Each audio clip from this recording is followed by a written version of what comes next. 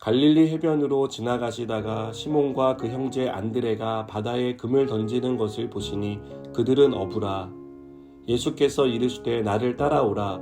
내가 너희로 사람을 낚는 어부가 되게 하리라 하시니 곧 그물을 버려두고 따르니라.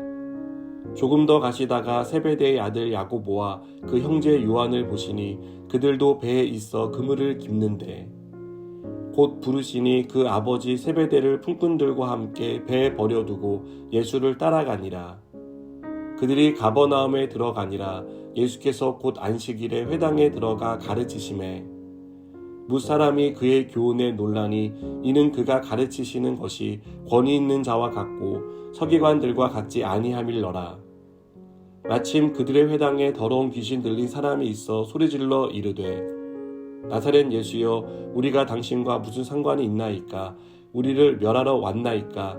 나는 당신이 누구인 줄 아노니 하나님의 거룩한 자니이다. 예수께서 꾸짖어 이르시되 잠잠하고 그 사람에게서 나오라 하시니 더러운 귀신이 그 사람에게 격려를 일으키고 큰 소리를 지르며 나오는지라.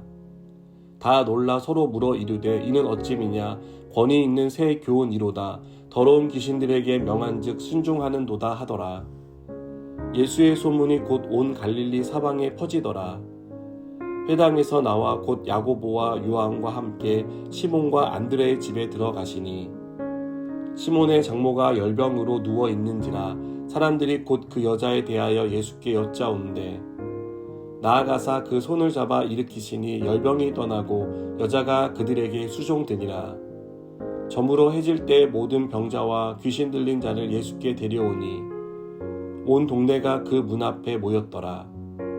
예수께서 각종 병이 든 많은 사람을 고치시며 많은 귀신을 내쫓으시되 귀신이 자기를 알므로 그 말하는 것을 허락하지 아니하시니라. 아멘. 몸이 무거우면 움직임이 둔해집니다. 빠른 몸놀림을 원한다면 무거운 몸을 가볍게 해야 합니다. 예수님을 따른다는 것은 무거운 몸을 가볍게 하듯 우리의 삶의 무게를 가볍게 하는 데서 출발합니다.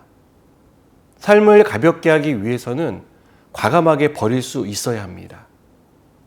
예수님이 베드로와 안드레, 야고보와 요한에게 나를 따르라고 하셨을 때 이들이 제일 먼저 한 일은 버리는 것이었습니다. 무엇을 버렸습니까? 그동안 이들의 삶을 지탱해 주던 어부라는 직업을 버렸습니다. 또 가족을 버렸습니다. 직업과 가족은 우리 인생의 전부라고 할 수 있습니다. 이것은 없어도 되고 있어도 그만인 것이 아니라 삶을 살아가는데 절대 의존하게 되는 대상입니다. 절대 의존하게 되는 것을 버린다는 것은 마치 신체의 일부를 떼어내는 것처럼 아프고 힘든 일입니다. 그러나 예수님을 따르기 위해서는 이런 결정도 할 수 있어야 한다는 것을 우리는 기억해야 합니다. 그렇다면 예수님을 따르는 것이 삶의 전부라 여기던 직업과 가족을 포기할 만큼의 가치가 있는 것일까요? 당장 제자들이 처한 상황을 보면 그렇지 않은 것처럼 보입니다. 제자들은 직업을 버린 결과 안정적인 삶에 위기가 찾아옵니다.